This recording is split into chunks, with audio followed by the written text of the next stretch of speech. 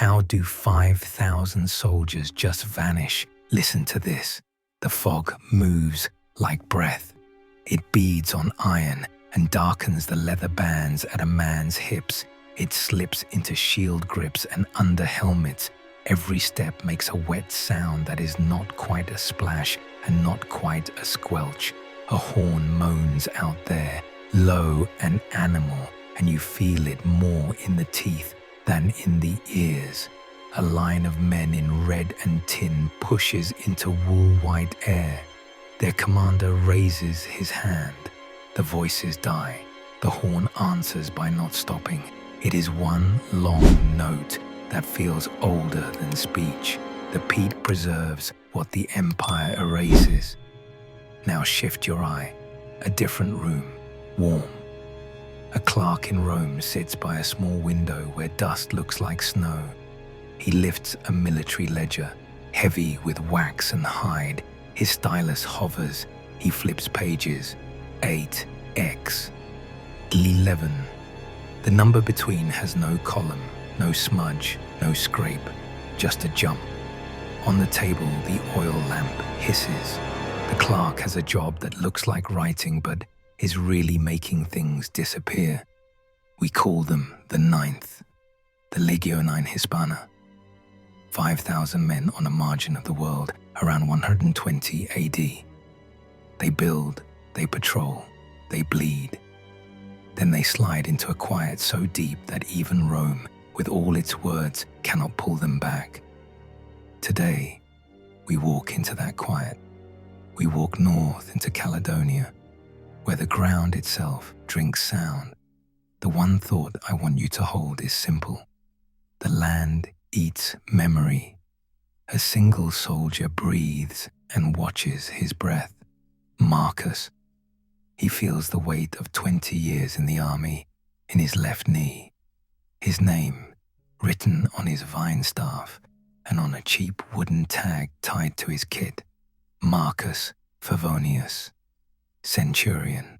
His face is cut and healed and cut again, and he walks with the blank focus of a man who has marched from Germania to Dacia and now to the edge of the map. He checks the spacing of his men by the rhythm of their feet. Left, right, left, right. The sound runs like a rope through the fog. He grips it with his mind. He does not like the way the rope frays at the edges. A few paces back, a boy, by comparison, clutches gold. The eagle plate is heavy even without the pole. Lucius Artorius. Aquilifer. The bird's wings are spread, each feather cut by a hand he will never know. It shows the empire in a single shape. It is the identity of the legion. It is almost as tall as he is. He does not think about dropping it. He thinks about how noise dies here. He thinks about the horn out there. A carnix, a war horn the tribes use, with a mouth like a beast. The National Museum of Scotland has a reconstruction of one. When they play it, people say their stomachs feel wrong. Up on a dark ridge above the fog, there is a boy with bare arms marked in plant stain. Brood, son of the Metai. He waits flat on a slab of stone so old his people think it grew by itself. The air tastes like rain before rain. He listens for boots. He listens for the hum a big body makes, the way a river hums under ice. He is not waiting for men. He is waiting for a moment when the land dips and turns slick and the grass lies down with its face in the mud. His grandfather tells him, this place makes a door sometimes. The door is not for people. It is for memory. We need to ground the story. The Ninth is real. They are in Britain by the reign of Claudius. They help push the Roman line across the Midlands and into the north. The stone in York, Iberacum, shows their stamp on a building inscription around the early 2nd century. Then the record thins. Tacitus, writing about an earlier time, tells us how a chunk of the ninth is chewed to bone by Boudicca's revolt 60 years before, not the whole legion. A blow that hurts their pride. They rebuild, they keep the name, they keep the eagle. Later, Cassius Dio remembers the smoke of that revolt and the Roman shock. Scars have their own lives. Marcus shifts his spear. The butt of it digs into soft earth. He keeps seeing the world in squares. 8 men to a contubernium, 10 contubernia to a century, 6 centuries to a cohort, 10 cohorts to a legion. Each square has a pace count and a ration plan. Each square maps where fear can live. Out here, the squares feel wrong. The mist closes in tight, then opens in a hole big enough for a raven to pass through. The men start to whisper in short words with no grammar. Up above, a crow lands on a bare branch and clamps its beak shut like it does not want to add sound. Here is a concrete oddness from paper. A wax tablet from Vindolanda, a fort south of here. Has a birthday invitation, a strength report, complaints about socks and cold. It is the good kind of noise. It has names, it has numbers. These tablets show life as it is. Then we hit lists later on that should show all legions across the empire. Lists of offices and units. You can check them like a book spine to see what is still there. The ninth is not on them. Not in the notitia dignitatum when the empire grows old. It is not proof of where they die. It is proof of a silence that someone keeps clean. The horn shakes the mist. It rolls across the hollow in a way that makes the stomach muscles clench. The carnix is a bronze animal held high. The Deskford carnix found in Banffshire has a boar's head and a long neck. When played, modern recordings show a voice that wobbles and howls. It is meant to be a wall of sound you cannot put a shape to. Lucius holds the eagle and tells himself he is a wall too. He tells himself he is a man with a job. His right hand goes numb in the cold. He cannot feel 2 fingers. He can feel deep under his boots. Water. Stop. There are 3 right things to understand before we fall in. 1. The ninth is in Britain until the early 2nd century. The stones and stamps say so. 2. Hadrian, emperor and manager of edges, arrives around 122 and draws a heavy line across the island. A wall. The official writer later says it is to separate the Romans from the barbarians. 3. After that, the ninth's name fades. Many historians think they are moved away and broken somewhere else. A stone at Nijmegen on the Rhine seems to show an officer of the ninth alive after 120. Others argue the legion is chewed here in this fog. Both cannot be true. The land eats memory. The empire edits it. The ninth knows Britannia's bite. They tasted it when Boudicca led tribes in revolt. Tacitus writes about that day with a sting in his pride.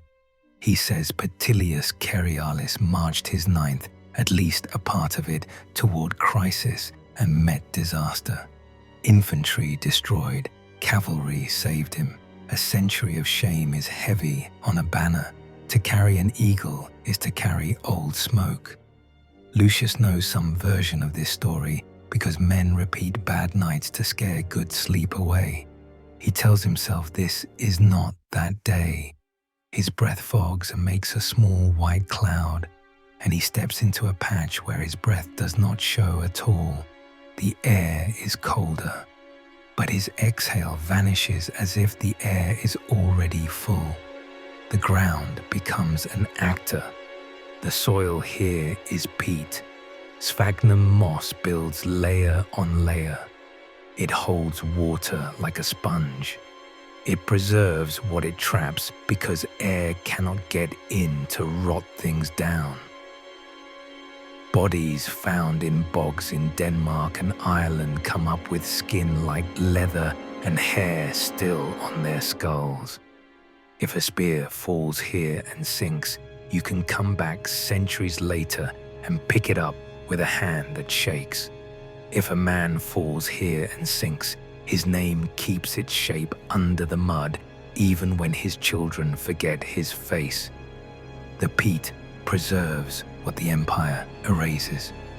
The ambush comes from below, not from a clatter in the heather, not from a shout, from a soft give. A front-rank man, the one with a scar on his chin from a German axe, takes a step and his boot does not come back. He yanks. He falls. The man beside him steps to help, and the same thing happens. No arrows, no war cry, just a slow pull. Then, from the fog, shapes. Not an army, a line of men painted like bark and ash, moving with their knees bent as if they are part of the ground. Brude moves with them, his eyes slit against the wet air. He puts his foot where he knows it is safe and watches the Roman line buckle. Marcus roars a word that has less meaning than force. Close! He thinks in rectangles and tries to draw one around this wrongness. He stamps hard to find a firm surface and tells the next files to angle in. He lifts his shield and hears something under it that sounds like slow boiling. Water coming up. Lucius plants the eagle and it tilts. He grinds the butt of the pole into the earth and feels the whole world move under it. He feels his gut pitch like a boat. He tells himself to breathe like in training. The horn drops to a lower pitch and seems to find his spine. The tribes do not crash on the shields. They probe. A blade like a long tooth reaches out, low, and cuts at a strap. A spear flicks and flicks again. They are not trying to break the wall. They are trying to pull threads. The Romans twist to keep the ranks tight. The twist puts weight in bad places. Another man sinks to his knee with a curse and cold water filling his boot. Marcus lunges and hauls him by the belt. The man comes up like a fish, streaming dark muck. He bleeds from the mouth and does not know why. The air smells like rotten plants and blood iron. Step back from the mud for a breath. A lecturer with neat handwriting, Shepherd Frere, writes that Rome in Britain is a machine, but a machine that hits soft ground. The tribal lands north of the line are not empty. This is not a desert. This is a quilt of small powers. Guerrilla war suits this place. Peter Connolly, who studies ancient fighting gear and tactics, shows how heavy infantry hate bad footing. Even a genius general cannot order the soil to harden. Modern soldiers who study small wars nod at this. They see ambush by terrain. They see men taught to stand in open lines, forced into holes and ditches where open lines do not hold. I want to state the simple thesis now. The land eats memory. The empire helps. The ninth is not just beaten, it is absorbed. Then the state looks at the whole and covers it with clean paperwork, not a legion swallowed by monsters.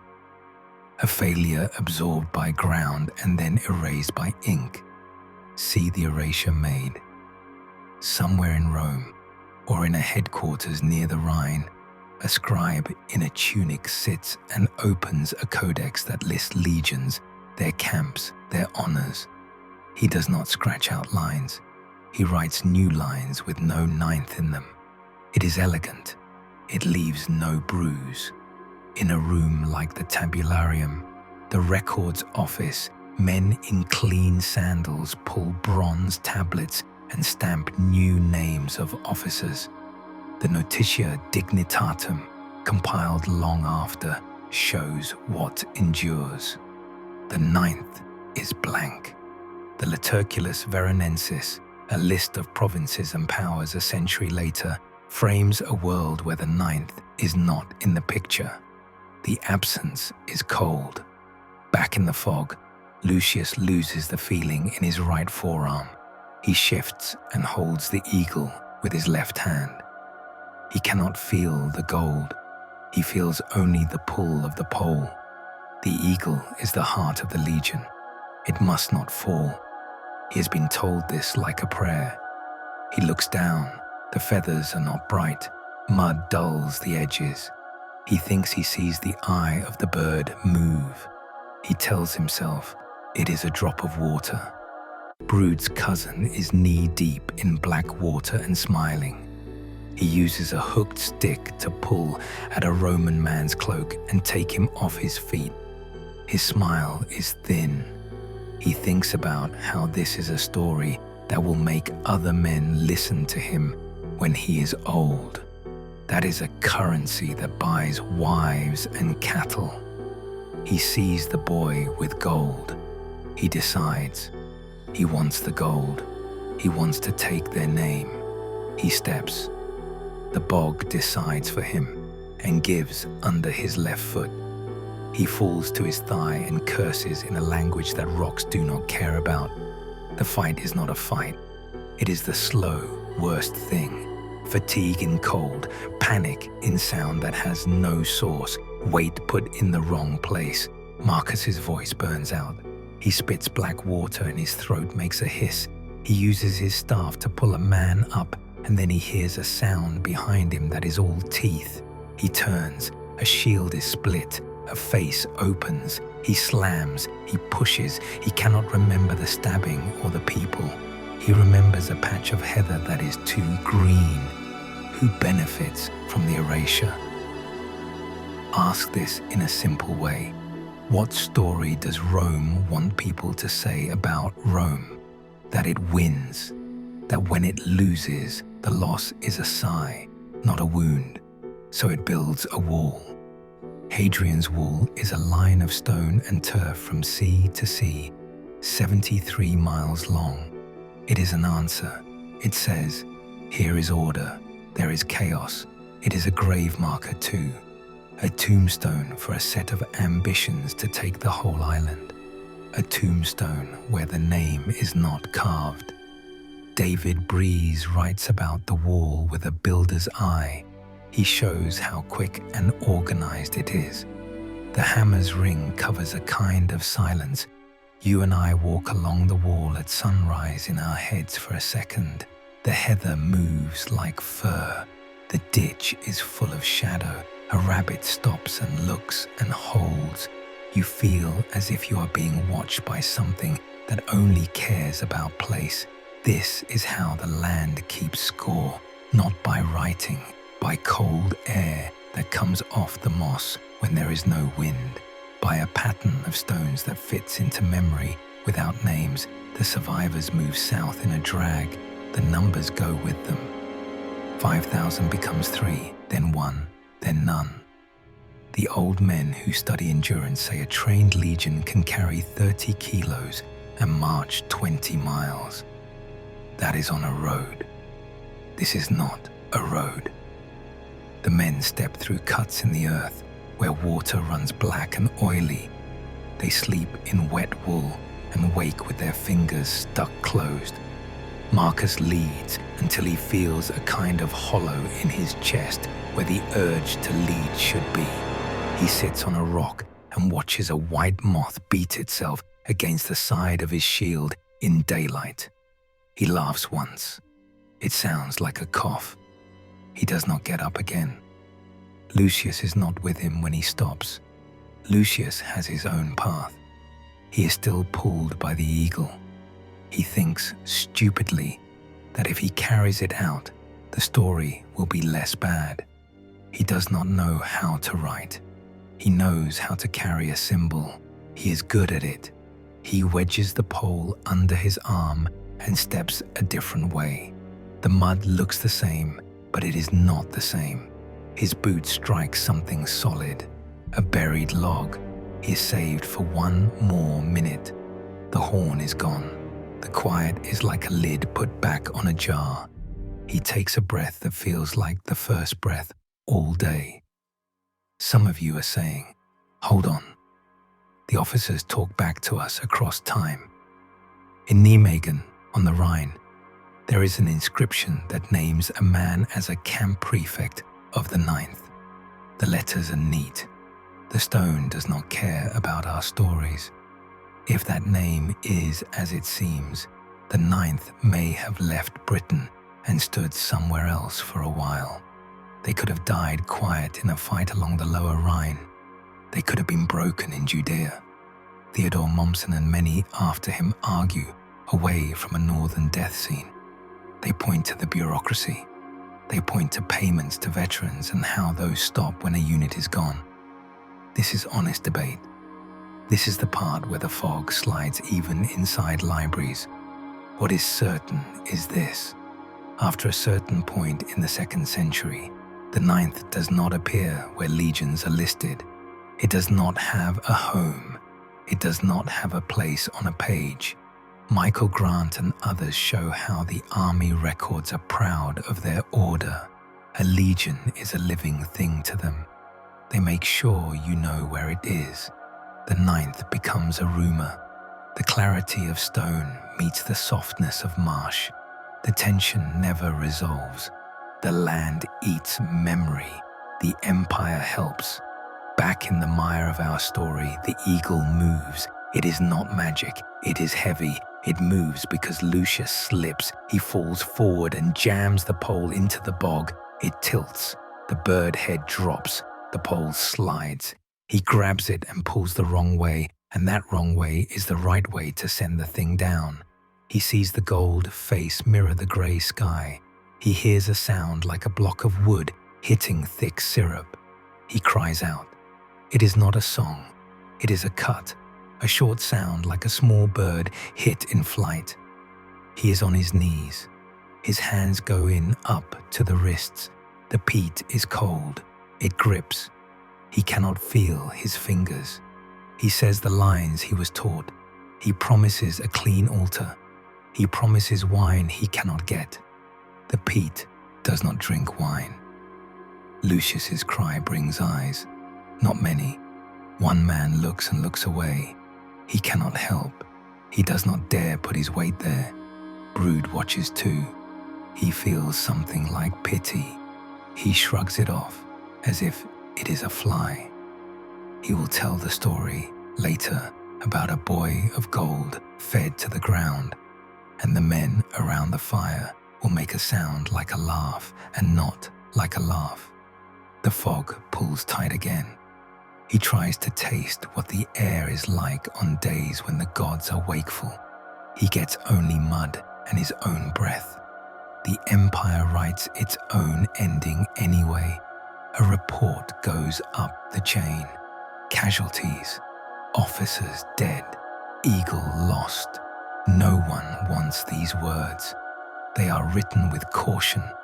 They become a rumor even among officers. A governor asks for reinforcements and gets a wall instead. Scribes in the records office pull a set of tablets and prepare new ones. The gap in the list is made not by scraping out a name, but by never writing it again. Murder by paperwork. The exact hand that omits it is lost to us. We can still feel the edge of his stylus like a blade. Time moves. The heather grows and burns in cycles.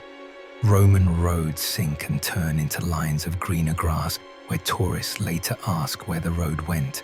A wood line shifts.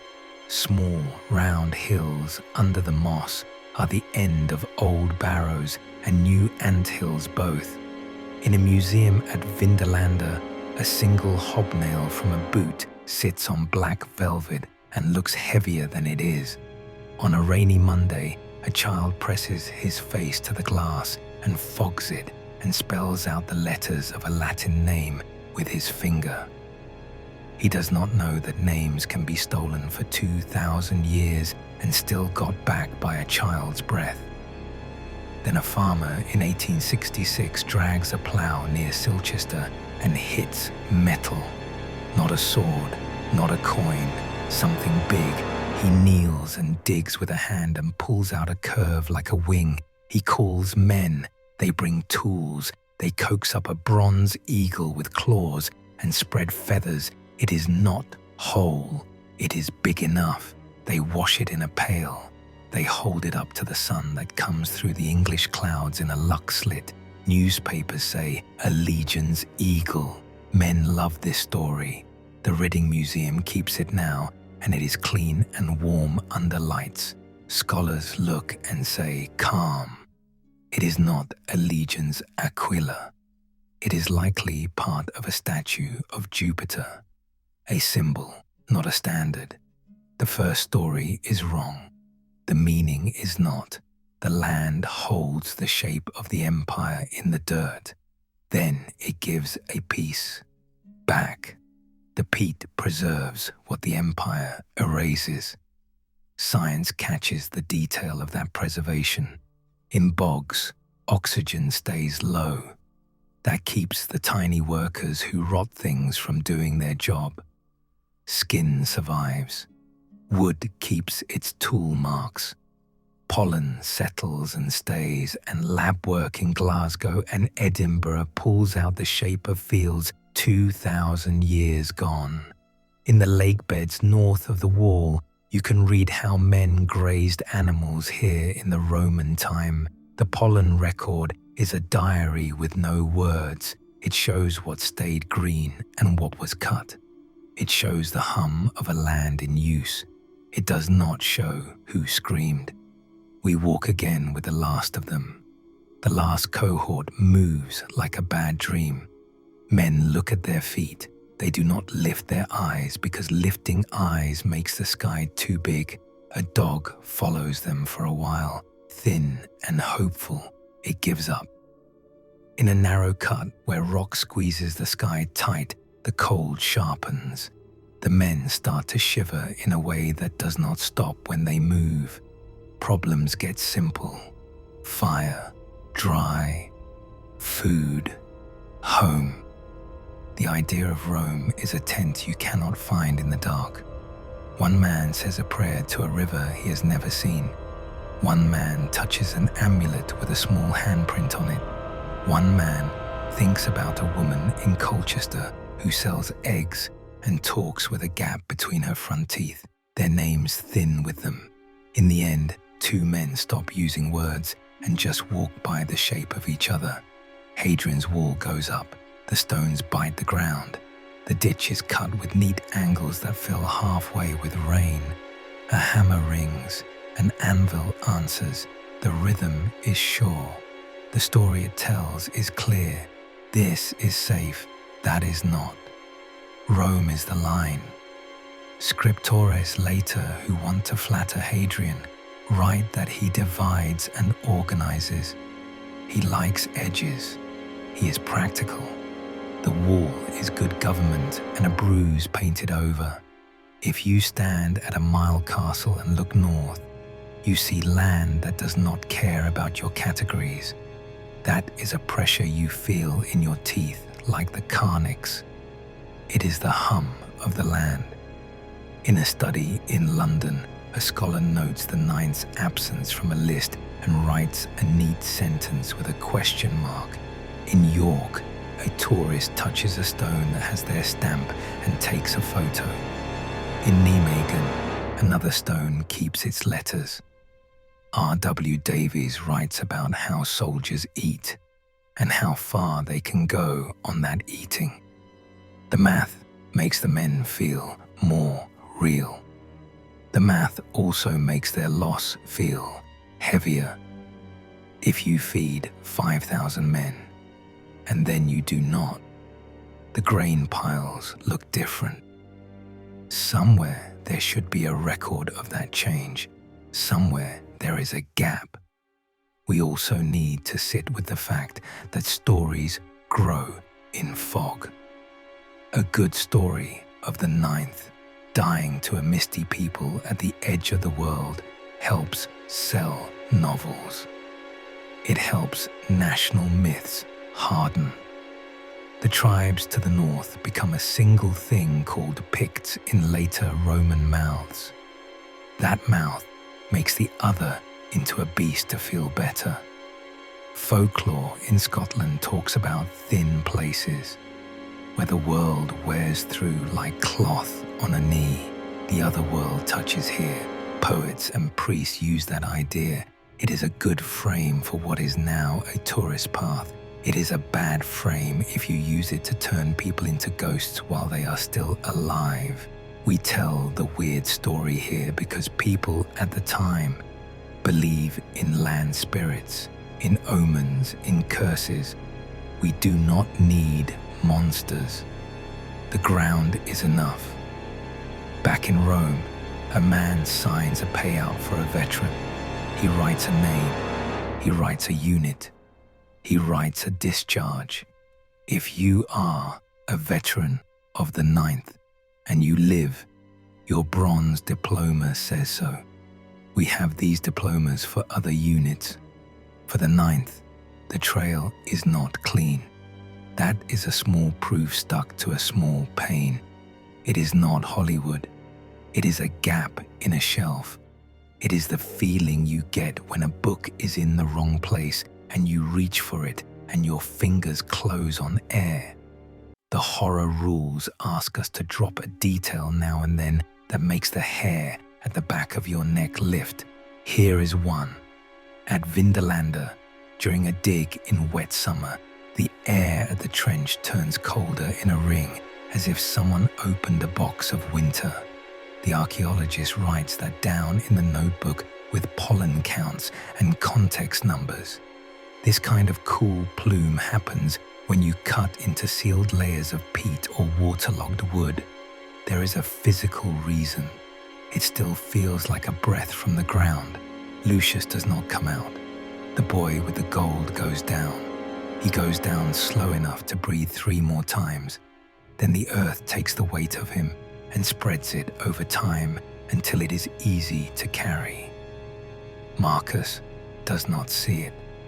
Marcus lies with his head against a root and looks up at a patch of sky that opens and closes with the wind. He is thinking of a stone in Colchester with a man's face and a Latin name cut sharp, Marcus Favonius Facilis, centurion. He saw it once. He cannot feel his knee. He feels with a child's mind the smoothness of that old carved face. He smiles at the thought that stone can hold a man's name across mud. He breathes out. The breath shows this time. Then it does not. A modern ranger walking the line of the wall stops where the wind drops. He hears nothing. Then he hears a hum, low, not a horn, but a vibration like a plucked string under the earth. He steps back. The hum stops. He looks down. The heather moves in a wave as if a hand brushed it. He laughs and tells no one because he does not want to be the ranger who hears things. He goes home and dreams of green water. We bring it all together. Here are the 3 plain sentences that carry the truth of this story. The ninth walks into ground and weather that favor their enemies. They are cut and drowned and lost by inches more than by blows. Then, when it is useful, the Roman state stops writing their name. The land eats memory. The empire helps. What stays? Artifacts that feel like a pulse. The bronze eagle from Silchester, not a standard, but a piece of a god, still glows like a hot thing under museum light. A line on an inscription in York names workers of the ninth. A rough hobnail holds a man's weight in a case. A remade carnix in a hall in Edinburgh sends a sound through your body like a slow shiver. A wall runs like a scar for miles. Names in ink disappear. Things in muck do not. If you go into the Reading Museum and stand in front of the Silchester eagle and wait, you notice a small dent in one feather that looks like a thumb might have made it. You feel silly for thinking that. You smile. If you walk out onto the moor at twilight north of Hexham and say nothing for a full minute, your ears adjust and you hear the ground. It is never quiet. It makes a low noise as water shifts. You think of someone dropping a pole with gold into that slow black, and you can almost hear it hit. You think of the scribe's ink, dense, made from lamp black, shining a little before it dulls. Two kinds of dark. The peat preserves what the empire erases. Payoff is not one clean body found with an eagle on its chest. Payoff is a pattern you cannot unsee. Absences where a legion should be. Strong lines where a wall should not be unless someone is licking a wound. Folklore that calls these places doors. Science that says these soils hold breath. Scholars who fight with each other in polite Latin about Nijmegen. Farmers who pull bird gods out of fields. All together they say this: empires are loud, lands are patient, lands win. The story survives in small ways. Place names hold old tongues inside new ones. Roman marching camps show up on infrared maps of the Highland fringe as pale rectangles under crops. On hot weeks, the dry lines of ditches ghost up in barley. People learn to see them. They post the pictures. A reenactor at Vindelander laces a caliga, the hobnails clacking on stone, and for a second you hear the same rhythm as Marcus did in the fog. A poet writes down the feeling of standing on the wall and uses words like seam and wound. In a parish record from the borders, a priest writes about light seen over the moss on a bad winter. He says the souls of the Romans walk and freeze. We end where we start, with a question soft in the fog. How do 5,000 soldiers just vanish? They don't. Not all at once, not without a trace. They thin, they sink, they are seen, and then not seen. Their names slip off the page. The cold holds what is left. When you say their story out loud, you make a small, warm space in the air. You push back at the clean gap in the ledger. You spit in the ink. You make a noise. The peat preserves what the empire erases. If this hum under the ground felt familiar, if the wall in your head stretched long and hard and wrong, help keep the sound going. Light is a thing we carry. So are stories. Drop a comment like a pebble in a bog and watch the circles. Share this so the fog gets one more hole poked in it. Subscribe so this little fire stays lit on wet nights. Every like is a print in the peat. It says, we remember what the world tried to cover.